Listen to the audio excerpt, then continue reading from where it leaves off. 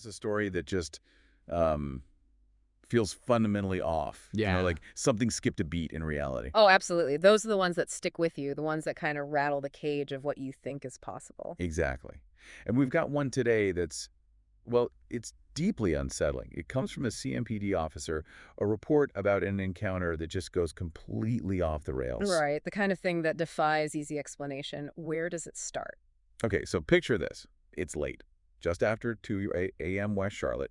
We're talking way out past Mount Holly Road. Okay. He gets a call. Standard enough on the surface, a noise complaint. Someone hears a baby crying. A baby! Out there. Yeah, that's the first odd thing. This isn't a neighborhood street. It's near this fenced-off Duke Energy substation, surrounded by really old, dense woods, overgrown.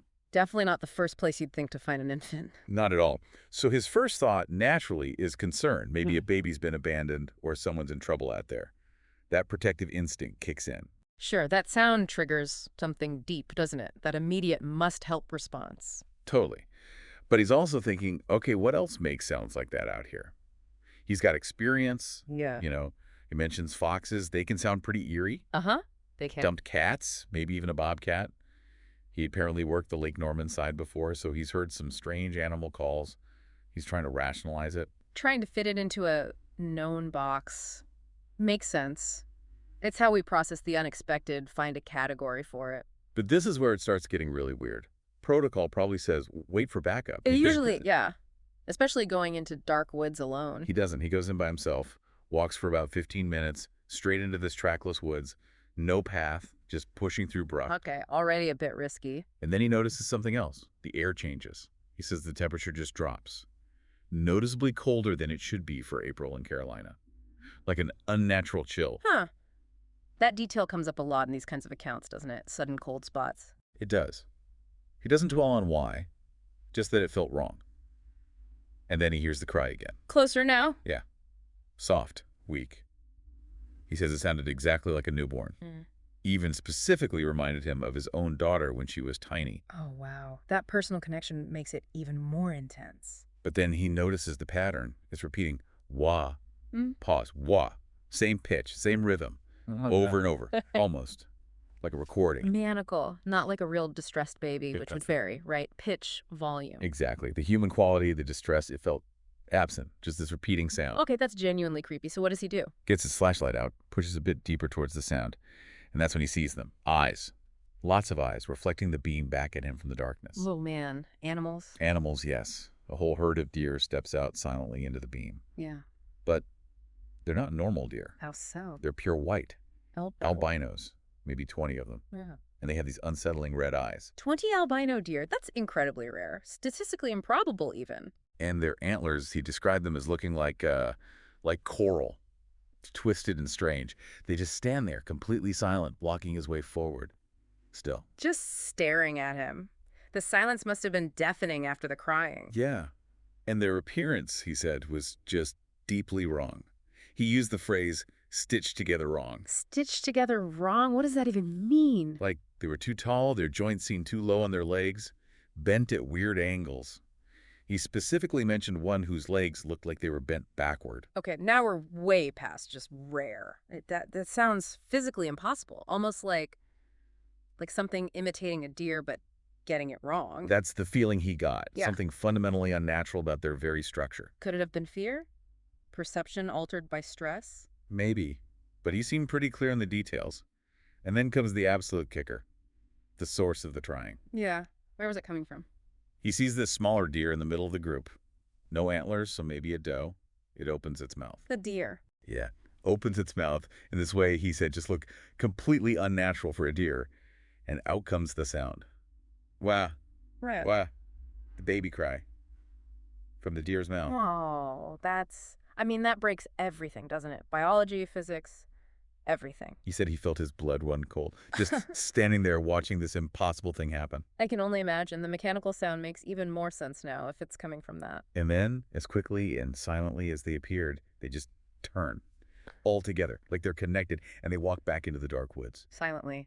No sound at all. Not a twig snap, nothing.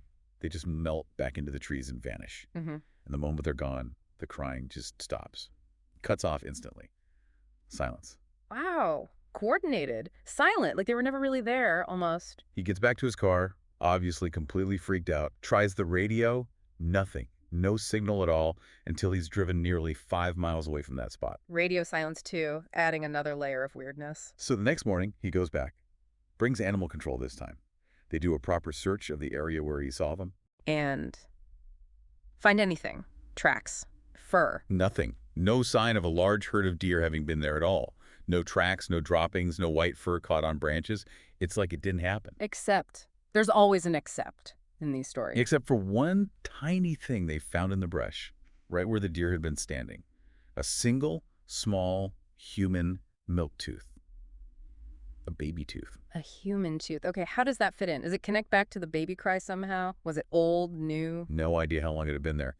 Animal control kind of shrugs it off. They figure, okay, maybe a homeless person with a kid was camping out here, lost a tooth. They actually just toss it aside. They threw it away after everything he reported. Yeah, but the officer, something felt wrong about that. He couldn't shake the feeling that this tooth was connected to what he saw. So after they leave, he goes back, finds it, and picks it up, takes it home. He kept the tooth. I can see why, even if it sounds strange. He needed some kind of proof, maybe? Or a clue. Probably. Of course, telling this whole story back at the station, well, you can imagine. Ridicule, disbelief, they made him take a drug test. Which presumably came back clean. Yeah, but the story doesn't end there. If anything, taking that tooth home seems to be where it gets even more personal. Yeah. And disturbing. How so? He starts seeing things. Glimpses of white deer.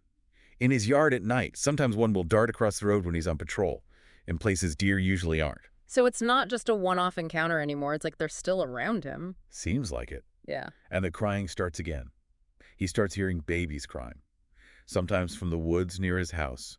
Sometimes when he's hiking, miles and miles away. Even as he's trying to fall asleep at night. That's deeply unsettling, especially the location shifting. It's not tied to the woods anymore. And he emphasizes his daughter is 14 now. She doesn't even live with him. There is absolutely no baby in his life. No reason for these sounds. So it's clearly connected to the encounter. The sounds are following him. It's almost like the phenomenon latched onto him somehow. And then, maybe a few weeks or months later, he realizes the tooth is gone. He kept it in a specific place, and now it's missing. Can't find it anywhere. The tooth vanishes. Okay, that adds another layer.